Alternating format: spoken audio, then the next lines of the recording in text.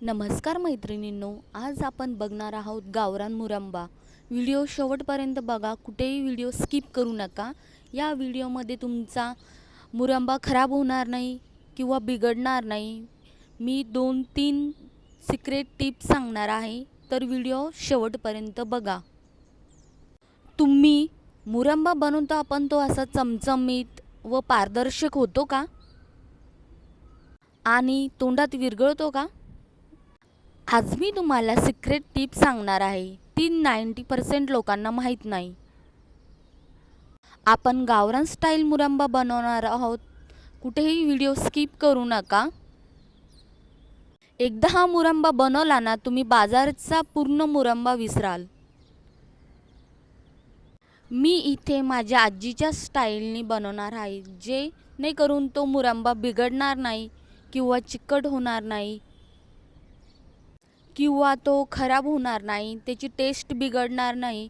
अशा पद्धतीने मी इथे हा मुरंबा बनवला आहे। मुरंबा बघून तुमच्या तोंडाला तर पाणी आलंच असेल, तर मग आता आपण सुरू करूया।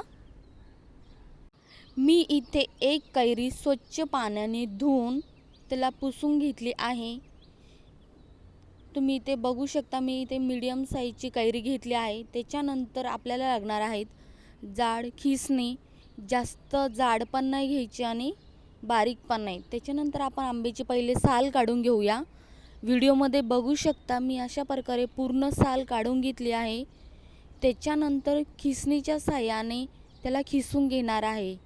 तुम्ही खिसणी बघू शकता, जास्त जाड पण नाही आहे बारीक पण नाही आहे, जेणेकरून आपला मुरंबा बिघडणार नाही।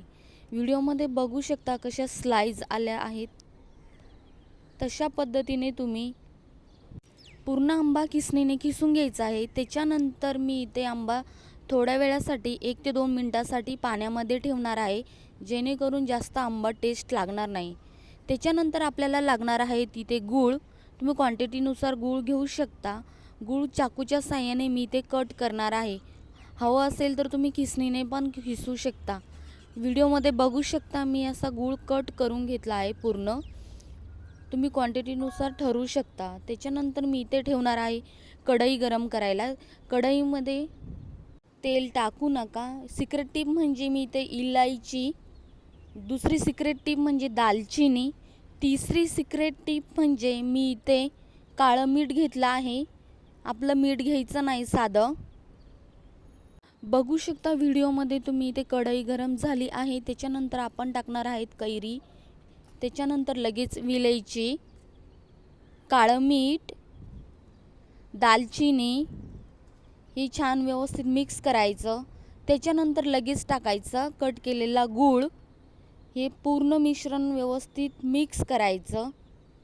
आणि हा सिरप तयार होताना जो सुगंध येतोय ना, कमाल आहे, खूपच छान स्मेल येते।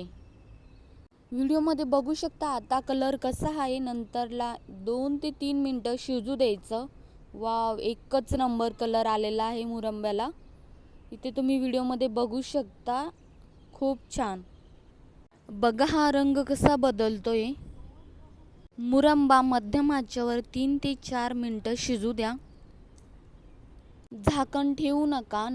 मुरंबा पूर्ण शिजू द्यायचा नाही, 90%च शिजू द्यायचा।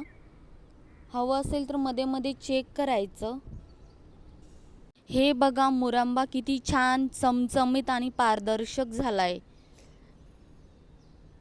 ही कन्सिस्टन्सी आली की समजून जा, आपला मुरंबा परफेक्ट तयार आहे। आता लक्षात ठेवा, मुरंबा पूर्णपणे थंड होऊ द्यायचा। गरमागरम कंटेनरमध्ये भरायचा नाही किंवा भरणीमध्ये भरायचा नाही।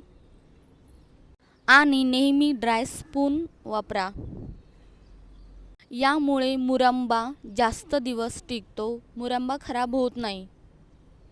व्हिडिओमध्ये तुम्ही बघू शकता, आपला किती छान आणि परफेक्ट मुरंबा इथे तयार आहे। चिकट पण नाही आहे। इथे तुम्ही बघू शकता, एकच नंबर हॉटेलसारखा। ही रेसिपी आमच्या गावाकडची आहे, आजी बनवायची, आणि आजही चव तशीच आहे। अशा पद्धतीने तुम्ही स्टेप बाय स्टेप मुरंबा जर बनवला, तर तुमचा मुरंबा बिलकुल बिघडणार नाही किंवा खराब होणार नाही। किंवा टेस्ट बिघडणार नाही. परफेक्ट मुरंबा इथे तुमचा तयार होईल. कुठेही व्हिडिओ स्किप करू नका, स्टेप बाय स्टेप करून बघा नक्की. त्याच्यानंतर मी इथे घेणार आहे काचेचं कंटेन, म्हणजे काचेची बरणी.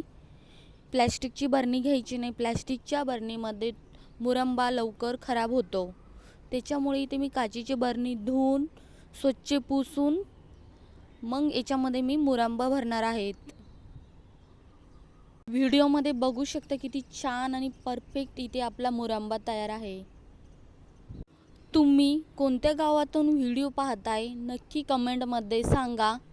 व्हिडिओ आवडला असेल तर लाईक करा, कमेंट करा, शेअर करा आणि यूट्यूब चॅनलला सबस्क्राईब करा. असेच नवनवीन व्हिडिओसाठी सबस्क्राईब करा. समोरची तुम्हाला कोणती रेसिपी बघायला आवडेल नक्की कमेंटमध्ये सांगा. बाय.